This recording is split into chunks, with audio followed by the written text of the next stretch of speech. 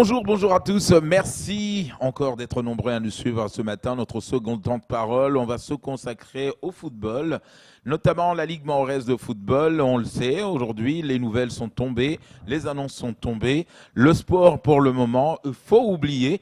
Est-ce qu'à Mayotte, aujourd'hui, ça fait un petit moment, vous le savez, que nos jeunes, tous nos jeunes, en même temps les amateurs et les professionnels se retrouvent aujourd'hui confinés. Donc pas de sport, pas d'entraînement, pas de match, pas de compétition. Qu'en est-il? Il va répondre à nos questions. Il s'appelle Aurélien Timba, depuis la métropole, confiné également. Aurélien, bonjour. Bonjour Kamar. Comment allez-vous? Oui, l'Éternel fait grâce, ça va. Et vous-même? Nous, ça va, on va très bien, confiné à moitié, puisqu'on est obligé de venir quand même informer. C'est normal. Nous, on C'est fait normal. du travail à la télé. Voilà, donc le télétravail, c'est aussi ça. Aurélien, c'est vrai qu'aujourd'hui, on peut commencer à se poser des questions. Est-ce que, oui ou non, d'abord, la question toute simple, pour cette année, il faut tout oublier par rapport au football mahorais? Non.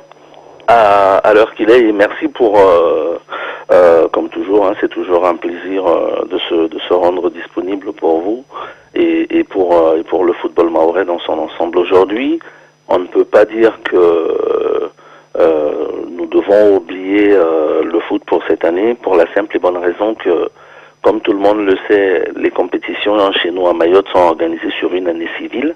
Ça veut dire qu'on a donc la possibilité d'aller jusqu'au 31 décembre, voire plus, comme ça a été fait par le passé il y a quelques années en arrière, quoi.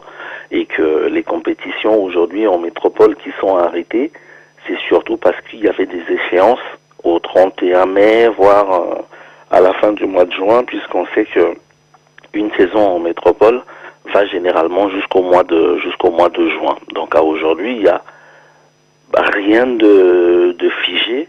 On va attendre naturellement la position du gouvernement à l'issue du confinement et surtout la date à laquelle il pourra y avoir à nouveau des rassemblements et on avisera. Oui, parce que Édouard Philippe a quand même clairement expliqué que le foot, en tout cas, c'est terminé, la saison est finie, ça reprendra en septembre. Est-ce qu'on sait plus ou moins à Mayotte quand est-ce qu'on pourra reprendre les matchs? Le Premier ministre, du moins le mois dernier, de mémoire, il avait été dit qu'il n'y aurait pas de rassemblement que les rassemblements ne seraient pas possibles avant le 15 juillet. Donc, on attend de voir ce qui va être décidé d'ici cette date-là, sachant que le président de la Ligue et son comité de direction sont très à l'écoute des recommandations gouvernementales, des recommandations fédérales, de la position de la préfecture et tout naturellement de l'ensemble des autorités sanitaires, parce qu'on sait aussi que par rapport à l'évolution et à la propagation du virus, peut-être que nous, à Mayotte, nous avons été touchés un peu en retard par rapport à la métropole. Donc, il y a un léger décalage.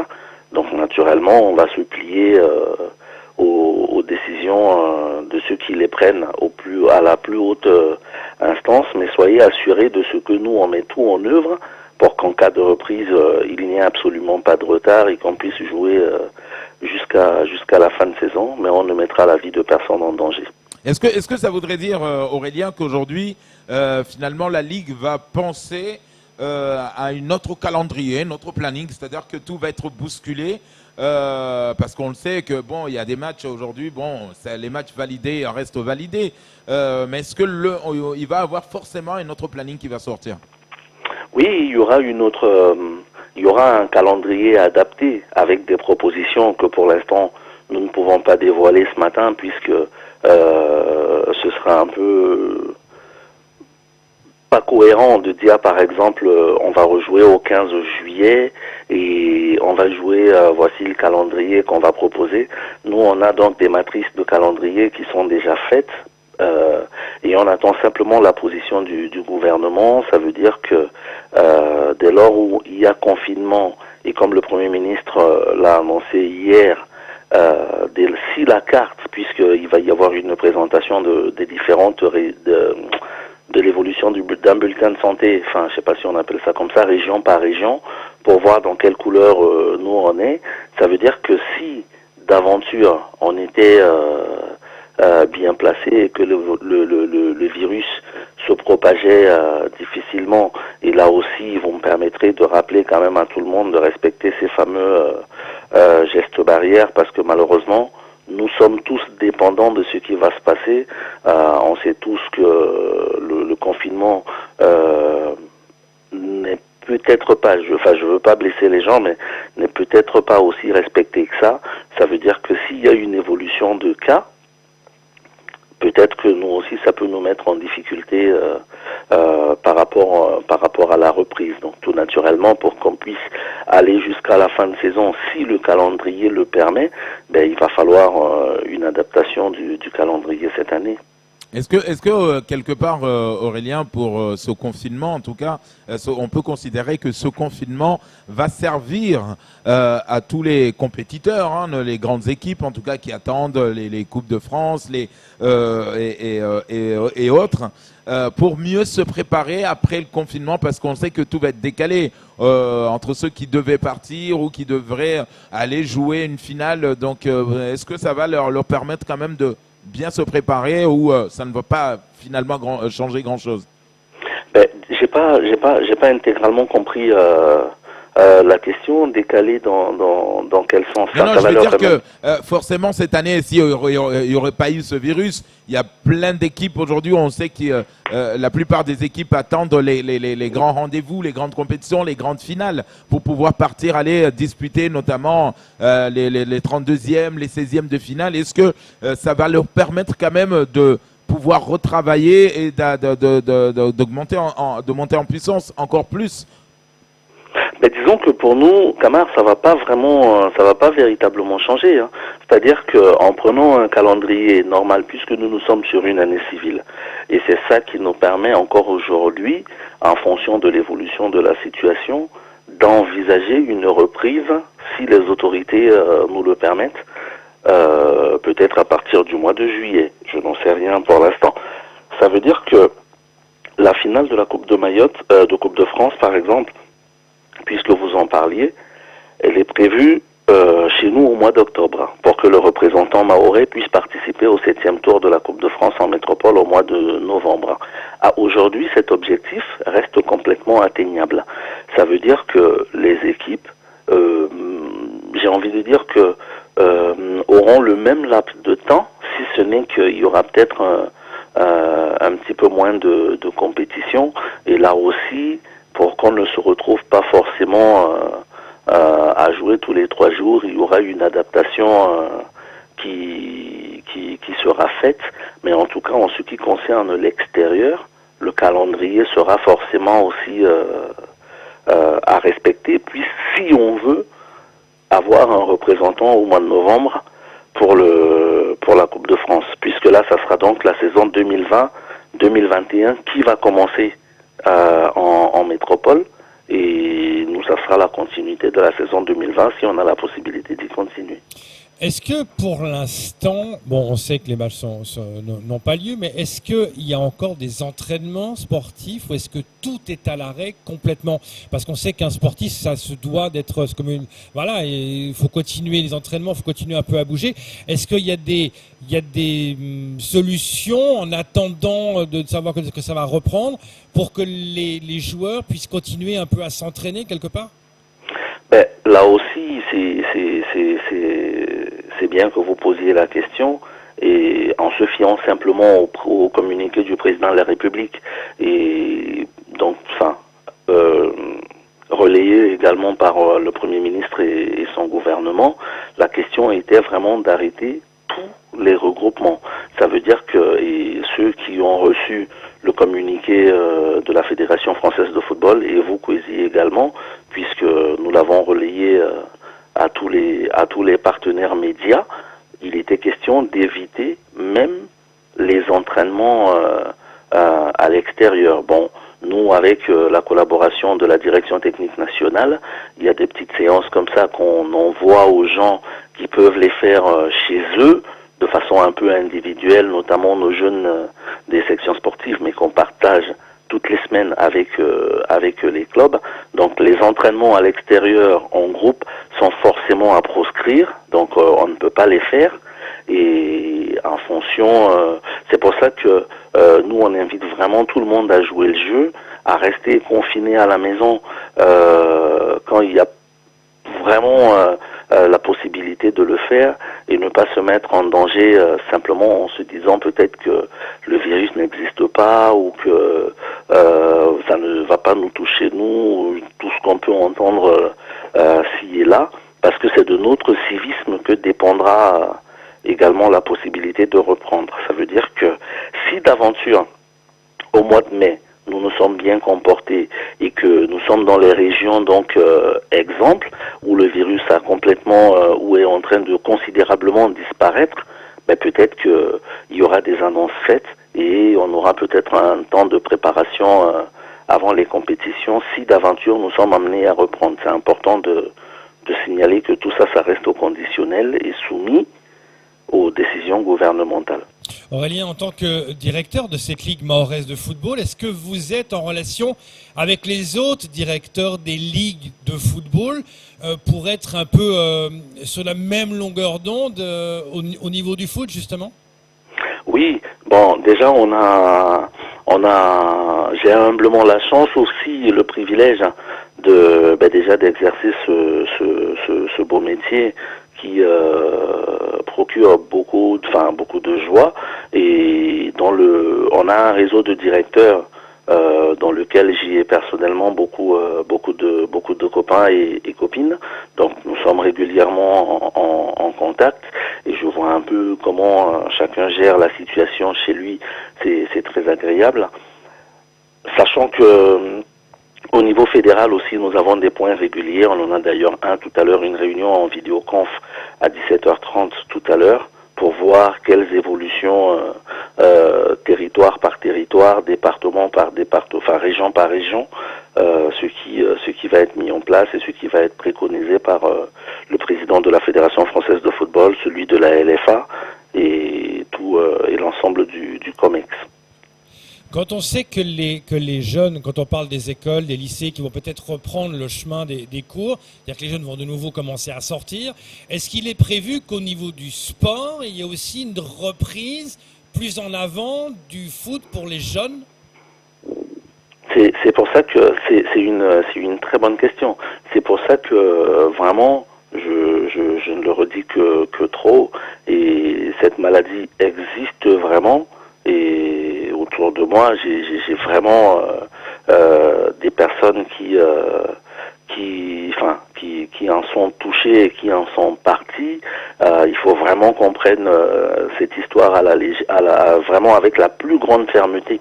Et il faut pas qu'on la prenne à la légère, parce que la reprise de l'école au 11 mai, là aussi, je crois que le Premier ministre l'a dit, ça ne sera possible que sous certaines conditions, en fonction également du bulletin Covid qui sera présenté département ou région par région. Donc, tout naturellement, tout ce qui sera dit, en tout cas nous on est très à l'écoute des différentes recommandations, parce que comme vous le savez, la Ligue est un organe déconcentré de la fédération. Ça veut dire que il est aussi, et nous sommes deux, je crois que mais la Réunion également est comme nous, joue sur une année civile. Toutes les autres compétitions qui sont sur une année scolaire, donc à échéance au 30 juin, elles sont d'ores et déjà arrêtées, mais nous on a encore cette possibilité, puisqu'au moment du confinement on commençait à peine la saison. Donc on espère qu'avec la reprise de l'école le 11 mai, qu'il y ait peut-être une possibilité, sait-on jamais, de pouvoir reprendre. Aurélien Timba, pour finir, on sait que l'Afrique et la France et le monde a été endeuillé. Vous avez été endeuillé, vous êtes en deuil encore, puisque vous avez perdu notre tonton à tous, notre papa Manu Dibango, que le coronavirus a emporté. Qu'en est-il de la famille aujourd'hui? Est-ce que ça y est, on commence à tourner la page? On sait qu'il restera à jamais gravé dans nos cœurs, Manu Dibango, dans toute la planète. Qui ne connaît pas ce monsieur qui s'en est allé et que le coronavirus n'a pas épargné? Est-ce que la famille aujourd'hui va de mieux en mieux? Merci Kamar, et c'est très appréciable hein, votre question qui naturellement touche un peu mon intimité familiale, et c'est toujours assez compliqué parce que en fonction des endroits où on se trouve, nous on observe toujours aussi un temps de deuil qui est très important. Et là, le tonton a été plutôt inhumé aussi dans la plus stricte intimité, comme on le sait, par rapport à toutes les règles sanitaires qui sont édictées. Et c'est clair que nous, sur un plan, je vais dire familial, et même un peu plus loin, sur un plan humain, c'est quelque chose, même pour toutes les personnes qui l'ont côtoyé, pour tous les artistes, pour toutes les forces qui voulaient lui rendre un vibrant hommage et qui n'ont pas pu le faire à ce moment-là, même si peut-être qu'il y aura des obsèques nationales qui vont être ou internationales, je ne sais pas ce qui va se faire, qui vont être organisées plus tard. Mais une chose est sûre, que ça ne sera pas pareil. Et je saisis vraiment cette opportunité, Kamar, si vous me permettez, de vraiment encore demander aux gens de respecter les gestes barrières, parce que finalement, ça peut toucher tout le monde, même les plus forts, aussi grands, aussi puissants soient-ils. Et malheureusement, on se rend compte que la vie ne représente pas grand-chose. Et peut-être qu'à l'issue de ce confinement, et nous, c'est la leçon déjà que Papa Manu, tout le long de sa vie, il nous a donné cette leçon d'humilité exceptionnelle et de partage exceptionnel. Ben là, avec sa mort également, il nous donne encore un puissant message d'humilité et que chacun vraiment se regarde dans une glace et qu'il fasse, comment dirais-je, une introspection, et finalement qu'on se concentre sur l'essentiel, parce que en réalité, les choses pour lesquelles nous nous battons tous les jours ne sont que vanité. Donc qu'il repose en paix. Merci infiniment pour ce petit clin d'œil que j'apprécie. Aurélien, juste un petit, pour rebondir encore, j'ai eu la chance de côtoyer Manu Dibango en plusieurs fois dans ma carrière de journaliste. Et une année, il m'avait dit, de façon très sympa, on mangeait, il m'a dit souris à la vie, je te promets, elle va te sourire. Et ça m'a resté. Voilà, je voulais juste te dire ça. C'est tout ce qui le caractérisait, et toutes les personnes qui ont eu la chance et le privilège de le rencontrer peuvent en parler. Hein. Il avait ce rire là, oui. Et puis il prenait les gens avec tellement de douceur, et puis chaque personne était importante. Chaque personne on avait plutôt l'impression que c'est lui qui était enchanté de rencontrer les gens, alors qu'en réalité c'était plutôt les gens qui avaient le privilège de le rencontrer tous les jours. Donc je crois que c'est assez fort, c'est assez puissant, et que nous devrons tous nous en inspirer. Malheureusement, aujourd'hui, on passe tellement de temps, que ce soit dans les réseaux sociaux ou autres, à s'insulter, à critiquer, à remettre en cause tellement de choses. Mais le bon Dieu, et là aussi je reprends une jolie phrase de tonton, qui disait le bon Dieu, il a le crayon, il suffit de pas grand-chose, en 15 secondes, et bien il a effacé, et puis la personne n'existe plus. Soyons prudents. Merci en tout cas d'être intervenu et de parler, de rendre hommage à votre tonton, qu'on aimait bien, et également de parler de l'avenir du football de Mayotte. On a l'occasion évidemment d'en reparler. Merci beaucoup. Merci à vous, c'est toujours un plaisir, et puis respectons tous les gestes de barrière. Merci à vous qui prenez les risques tous les jours pour continuer à faire vivre aussi l'actualité, pour anticiper les reprises éventuelles des compétitions. Mais pardonnez-moi, il faut vraiment que tous on joue le jeu du confinement et qu'on ne se regroupe pas ci et là le soir, même si la tentation est forte. Et je finirai simplement aussi par souhaiter un bon mois de Ramadan à toutes et à tous. Et voilà. Merci, très très bonne journée. Merci beaucoup, à très bientôt. À bientôt. Au revoir. C'est tout pour ce second temps de parole.